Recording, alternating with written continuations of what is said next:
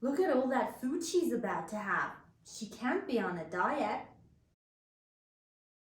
She always wears red, so red must be her favorite color. Wakey, wakey, eggs and bakey. She's a sound sleeper, so she might not hear me. Hi everyone, welcome to another episode of Grammar Lessons. Today's lesson is about deduction in the present and future. The verbs I'm about to discuss in today's video are must, have to, may, might, could, and can't, which are all modals except for have to, which is a modal-like verb, which means it is not a modal but functions almost like modals. Okay, so what's deduction? Deduction means making guesses based on information or facts that you have. Sherlock Holmes was the master of deduction. My deduction here is that you must know about Sherlock Holmes because he is so famous. Choosing the modal or modal-like verb depends on how certain, how sure you are about the possibility of your guess. By the way, I have a lengthy video about modal auxiliary verbs, which is linked in the description. And as mentioned earlier, in this video, I'm focusing on present and future deductions. Okay, so I told you that you use your modal or modal-like verb based on your level of certainty. And when you are almost 100% sure about your guess or almost 100% sure that something is true, you use must or have to. Now, must is a modal, and modal auxiliary verbs have only one form for all the different types of subjects. Modal-like verbs like have to change for different subjects. With all subjects, you use must plus base form. I must do something, she must do something, they must do something. But I, you, we, they have to base form. She, he, it has to base form. So let's see must and have to in some examples for deduction. You've been working all day. You must be really tired. It must be really hard to live in tropical areas. Personally, I can't stand the heat. The dish has to be an antique. Just look at the hand-painted patterns on it. So in all of these examples, I'm almost sure about my guess or the truth of the situation. But after all, I'm making guesses. Now, when the level of certainty about the possibility of a situation drops, you can use may, might, and could. You think something is possible, but you're not sure about it. May plus base form, might plus base form, could plus base form.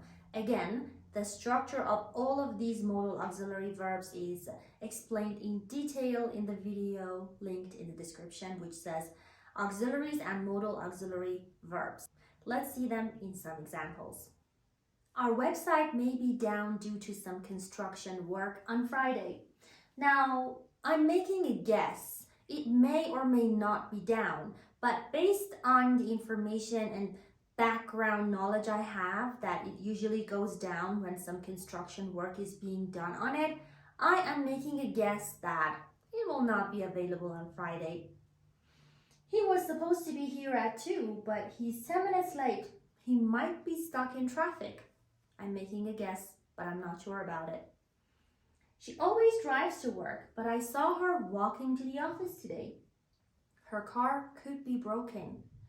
You see that I used could to talk about a present possible situation, and I'm making a guess about it.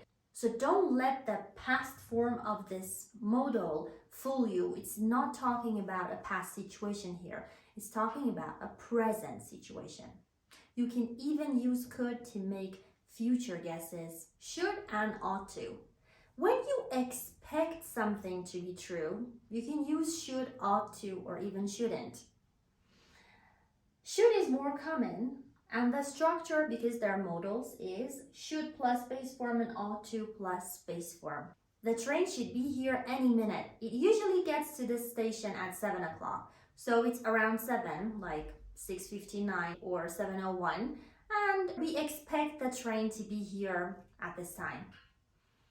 Please take the customer service survey on our website. It should only take about 5 minutes. I'm expecting it to take about 5 minutes. You shouldn't have any problems finding the shop. It's really hard to miss. It means that I don't expect you to have any trouble finding it. Okay, so now we've talked about all the positive deductions. Let's discuss some negative deductions. When you're almost 100% sure something is impossible, that's when you use can't or couldn't.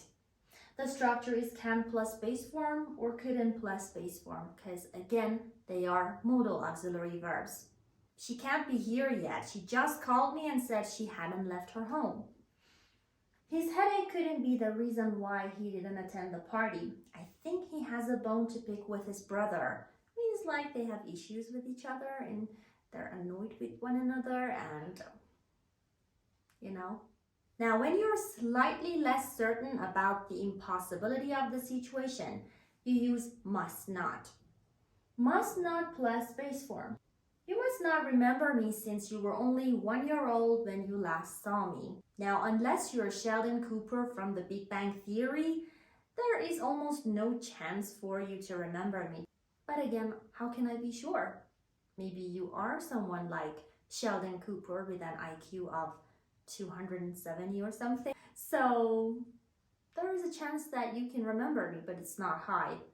I rambled too much. He must not be the new teacher. He looks too young.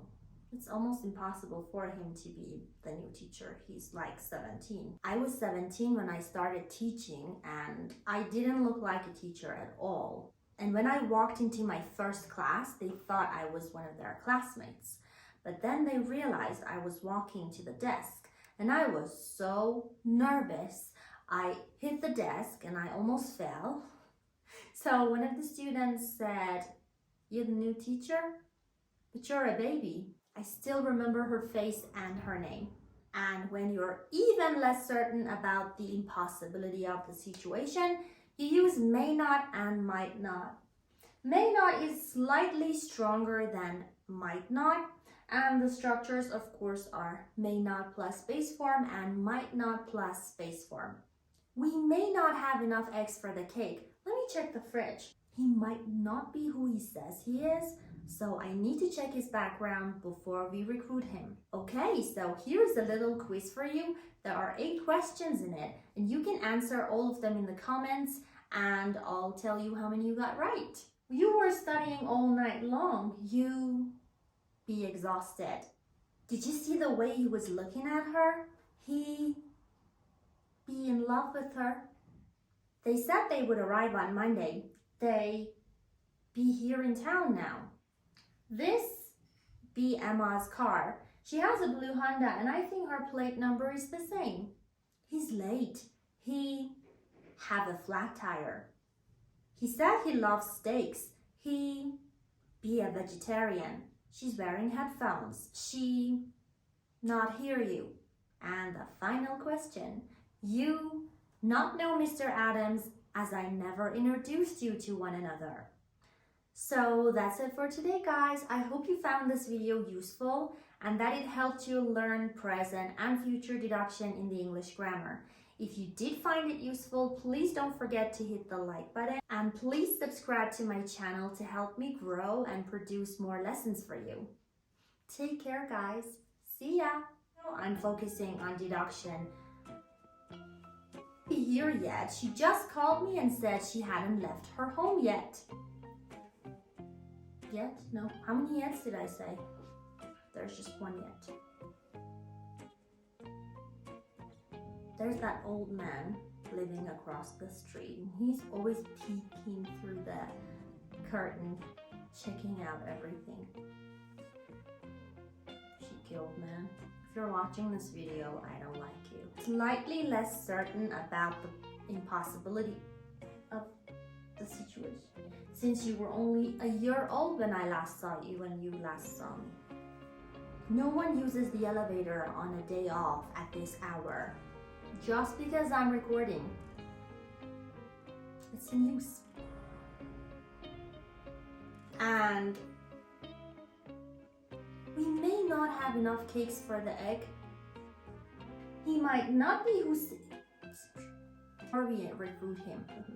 He might not be who's he. He might not be who night. He might not. And I think her... Mama, if you did, all the motorcycles of the town are here on my street, making noise, disturbing my video, losing sunlight. It's about to set.